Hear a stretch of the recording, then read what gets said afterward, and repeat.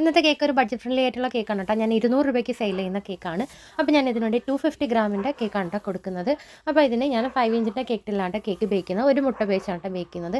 അപ്പോൾ ഇതുപോലുള്ള കേക്കുകൾ വരുമ്പോഴത്തേക്ക് ഞാനത് ഒരുമിച്ചാണ് കേട്ടോ ബേക്ക് ചെയ്യുന്നത്. ഇതുപോലുള്ള കേക്കുകൾ ആഴ്ചയിലൊരിക്കലൊക്കെ ആയിരിക്കും നമ്മൾ ചെയ്യുക. ആ ഓർഡർ കളക്ട് ചെയ്ത് വെച്ചിട്ട് ഒരുമിച്ചായിരിക്കും കേട്ടോ ചെയ്ത് കൊടുക്കുക. അപ്പോൾ അന്ന് എനിക്കൊരു 3 കേക്കിൻ്റെ ഓർഡർ ആയിരുന്നു കേട്ടോ ഉണ്ടായിരുന്നത്. അപ്പോൾ ഞാൻ 3 മുട്ട ബേച്ചാണ് കേക്കിന് ബേക്ക് ചെയ്തിട്ടുള്ളത്. 5 ഇഞ്ചിൻ്റെ 3 കേക്ക് ടിന്നിലായിട്ടാണ് ബേക്ക് ചെയ്തിട്ടുള്ളത്. പിന്നെ 2 ലെയർ വീതമായിട്ടാണ് കട്ട് ചെയ്തിട്ടുള്ളത്.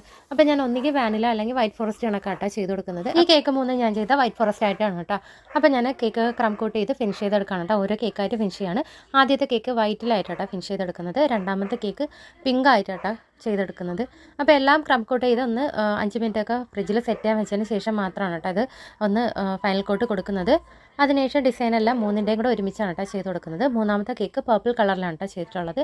അപ്പോൾ ഇത് ഇതുപോലെ പിങ്ക് കളറിൽ ചെയ്ത കേക്ക് കുറച്ച് ചെറി പോലെ വരച്ചാണ് കേട്ടോ കൊടുത്തത്. ക്രീമിലാണ് കേട്ടോ നമ്മളിത് ചെയ്ത് ഡിസൈൻ ചെയ്ത് കൊടുത്തത്.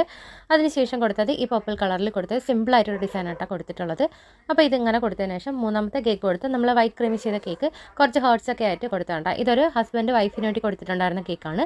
അപ്പോൾ നമ്മൾ ഇതൊക്കെ ചെയ്തു ഒരുമിച്ച് വെച്ചിട്ട് ഫോട്ടോ ഒക്കെ എടുത്തിട്ടോ. ഇതുപോലെയുള്ള കുഞ്ഞു കേക്കുകൾ കാണാൻ നല്ല ക്യൂട്ടായിട്ടുണ്ടായിരിക്കും കേട്ടോ. നല്ല ഭംഗിയായിരുന്നു കാണാൻ. അപ്പോൾ ഇന്നത്തെ വീഡിയോ എല്ലാവർക്കും ഇഷ്ടമാവുമെന്നിരിക്കും. ഇഷ്ടമായിട്ടാണ് തീർച്ചയായിട്ടും സപ്പോർട്ട് ചെയ്യാം കേട്ടോ.